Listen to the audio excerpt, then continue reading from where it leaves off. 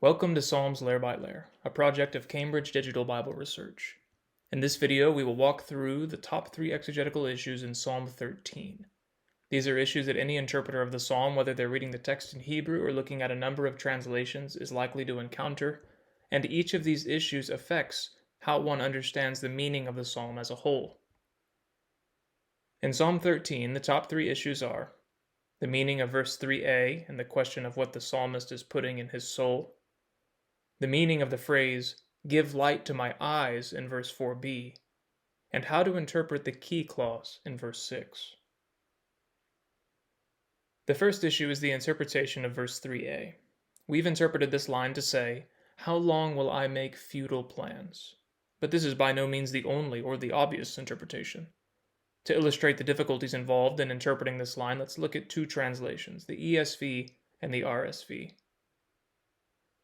The ESV says, how long must I take counsel in my soul? The RSV, by contrast, says, how long must I bear pain in my soul? In the traditional Hebrew text, the line reads, Ad ana ashit etzot banafshi, literally, how long will I put etzot in my soul? The point at which the ESV and the RSV disagree is the meaning of the word etzot. The word etzot is the plural form of the noun etzah, which most lexicons gloss as counsel, advice, or plan.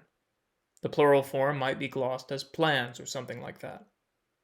The ESV here translates it simply as counsel. Now, the RSV does not disagree with this analysis of the Hebrew word. In fact, the translators tell us in a footnote that the Hebrew text says, hold counsels. And yet they choose to translate the phrase as bear pain in my soul. Why would they do that? Well, the same footnote cites the Syriac Peshitta as the evidence for their divergence from the traditional Hebrew text. The abbreviation SYR stands for Syriac. When we look at the Syriac Peshitta's translation of Psalm 13:3, in the place where the Hebrew text has etzot, the Peshitta has the word tachrita, which refers not to plans, but to grief or sickness. According to the RSV and others, the Peshitta translators probably read a different Hebrew text than what has been preserved for us in the traditional Masoretic text. Instead of etzot, the manuscript they were working with probably read atzevet, a Hebrew word which most lexicons gloss as pain. It can also refer to grief. It's easy to see how the consonants atzevet might have been changed to etzot, or vice versa. So by translating the phrase as bear pain in my soul and citing the Peshitta as evidence, the RSV is effectively making 2 claims. First, that the Peshitta reflects a Hebrew text that read atzevet instead of etzot. And second, that this reading, atzevet, is earlier than and superior to the reading etzot. In our view, both of these claims are problematic. In the first place, it isn't clear that the Peshitta translators even read atzevet instead of etzot. Whenever the word atzevet occurs in the book of Psalms, in Psalm 16 and once in Psalm 147, the Syriac translators consistently use a different word than the one that they use here. In fact, never in the Syriac Peshitta is the Hebrew word atzevet rendered with the word we find here in Psalm 13:3. This fact, along with the fact that no Hebrew manuscript reads atzevet, calls into question whether this is indeed what the translators had before them. Secondly, even if the Syriac translators did read atzevet, it's unlikely that this is the earlier reading. The oldest Hebrew manuscript we have of Psalm 13, a 1st century scroll from the Judean desert, reads etzot. Also, the Septuagint, which was produced even earlier and centuries before the Syriac Peshitta, reflects the Hebrew word etzot in its use of the Greek word boulos. Furthermore, the Syriac translation of Psalm 13:3 is odd in at least one other way. Whereas the Hebrew text says, how long will I put counsel in my soul?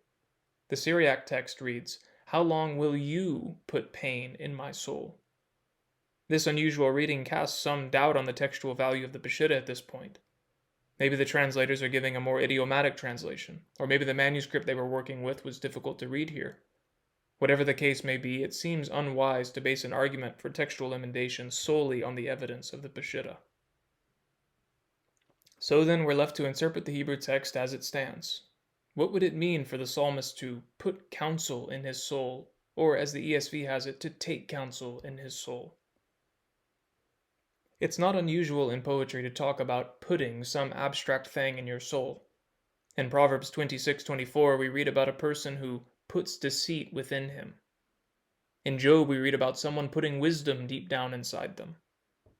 And here in Psalm 13, we read about someone putting counsel or plans in their soul. Most commentators understand this to refer to the psalmist's anxious deliberations about what he should do. As one commentator paraphrases, plan after plan suggests itself, is resolved upon, and then abandoned in despondency as utterly unavailing. Thus the CEV translates this line, "How long must I be confused and miserable all day?" And the NIV says, "How long must I wrestle with my thoughts?" Some have objected to this view by pointing out that thinking does not take place in the soul, the nephesh, but in the mind or heart, the lave. It's true that nephesh is more often the seat of desires and emotions than of thoughts, but nephesh can refer generally to the entire inner life of a person, and in the Psalms, it's often a way in which the psalmist refers to himself. It's also worth noting that the word lave, the word for heart or mind, occurs in the B line of verse 3. Perhaps instead of using the word lave twice in this verse, the psalmist chose to use nephesh in the first line as a parallel. In conclusion, then, we choose to retain the traditional Hebrew text, Eitzot, and to follow a majority of interpreters who have read this as a description of David agonizing over what to do. If asked to rate our level of confidence in this interpretation on a scale of A to D, A being the highest, D being the lowest, we would give this interpretation a B rating. The second issue is the meaning of the phrase, "give light to my eyes," in verse 4b. In Hebrew, verse 4b reads, "Ha'ira enai, pinishan hamavet." Give light to my eyes, lest I sleep in death. A number of translations render the first phrase literally as, "give light to my eyes," and few would dispute the accuracy of this translation. The question is, what this means in this context. What does light to the eyes signify? Most would agree that the illumination of the eyes refers here primarily to the restoration of physical health and vitality.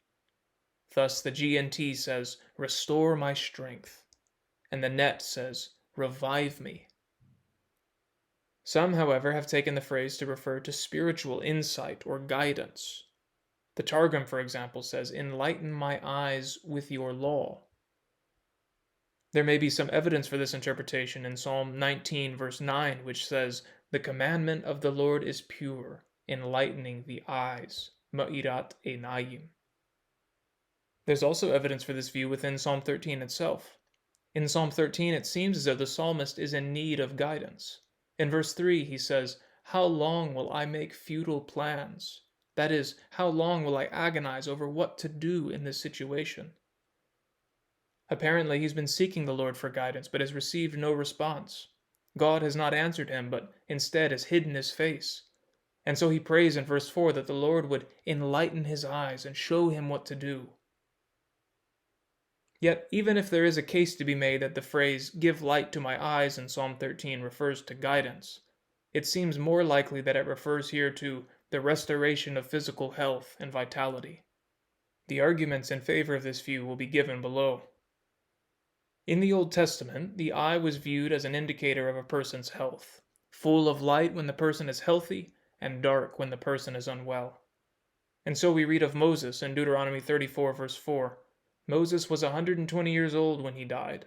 His eye was undimmed, and his vigor unabated. By contrast, the psalmist in Psalm 38 says, "My heart pounds, my strength fails me, even the light has gone from my eyes." Because the amount of light in the eye was thought to indicate the level of a person's vitality, the brightening of one's eyes usually refers to the restoration of strength. For example, in 1 Samuel 14:29, Jonathan, who was weak and hungry, says, "See how my eyes brightened, oru einai, when I tasted a little of this honey." Even in Psalm 19, where we read about the command of the Lord giving light to the eyes, the meaning may be that the command of the Lord revives and restores strength. In fact, the previous verse in Psalm 19 says, "The law of the Lord is perfect, reviving the soul." And so, in Psalm 13, the expression, "give light to my eyes," probably means, "restore my strength," or "renew my vitality." This interpretation fits well in the immediate context, where physical death is mentioned as a looming possibility. Verse 4b says, "Give light to my eyes, lest I sleep in death." Death is the opposite of life, and here it is the opposite of eyes being full of light. It seems best, therefore, to interpret the prayer for light as a prayer for life, a prayer for physical, and perhaps also emotional and spiritual vitality. We give this interpretation an A rating. The third exegetical issue in this psalm is how to understand the key clause at the end of the psalm. We have interpreted this key as a causal conjunction and have translated it with the word because. I will sing to the Lord because he has repaid me. And the majority of the translations we consulted agree that the key in this verse is a causal conjunction. Some, however, have understood it as a temporal conjunction. The Net Bible, for example, says, "I will sing praises to the Lord when he vindicates me." Still others have read the key as a complementizer, such that the key clause introduces the content of what is sung. I will sing to the Lord that he has been good to me. All three options are possible uses of key. The question is, which option is most likely in this context? Both the syntactic context of the sentence and the wider context of the whole psalm. The most basic and most frequent use of key in the Hebrew Bible is as a causal conjunction, because. Use as a causal conjunction is especially common when the key clause follows the main clause and has a katal verb, as it does here. Furthermore, in another psalm which has the phrase ki gamal al, the key is clearly causal. Psalm 116, verse 7 says, "Return to your rest, my soul, because the Lord has repaid you. Ki Adonai gamal alaihi." For these reasons, most translations interpret the key in Psalm 13:6 as causal. I will sing to the Lord because he has repaid me. But while this interpretation fits the immediate syntactic context, it's difficult to fit it in the wider context of the psalm. The psalm begins by repeating the question, how long? Apparently the psalmist has been suffering for some time without relief, and there's no indication that suffering is let up by the end of the psalm. So we might have expected the psalmist to say at the end, I will sing to the Lord because he will repay me. Or perhaps, as the Net says, I will sing to the Lord when he has repaid me. But while these readings seem to work well in the wider context of the psalm, they do not work very well in the syntactic context of the sentence in verse 6, in which the key clause has a katal verb and follows the main clause. It's more likely that the psalmist is committing himself to singing to the Lord even in the midst of his distress, because the Lord has dealt justly with him in the past. Verse 6 begins with the declaration, "But I have put my trust in your loyalty." That is, even in the midst of distress, the psalmist trusts in the Lord's loyalty. The Lord has treated him justly, has repaid him time and time again, and so he will trust in him and sing his praises even as he waits for his deliverance. I will sing to the Lord because he has repaid me. We give this interpretation a B rating. How we resolve each of these exegetical issues shapes how we see the psalm as a whole. The psalm begins with the question, how long, repeated 4 times. In the third of these, the psalmist laments the fact that he's been agonizing over what to do. How long will I make futile plans? Apparently he's in some kind of trouble from an enemy, and he doesn't know what to do, and the Lord doesn't seem to be giving him any answer. In verse 4, he prays that the Lord would look on him and answer him. Specifically, he prays in verse 4b for renewed vitality. He's lost all strength, and his eyes have grown dim. What he needs is for the Lord's face to shine on him and brighten his eyes, for God to answer him and renew his vigor.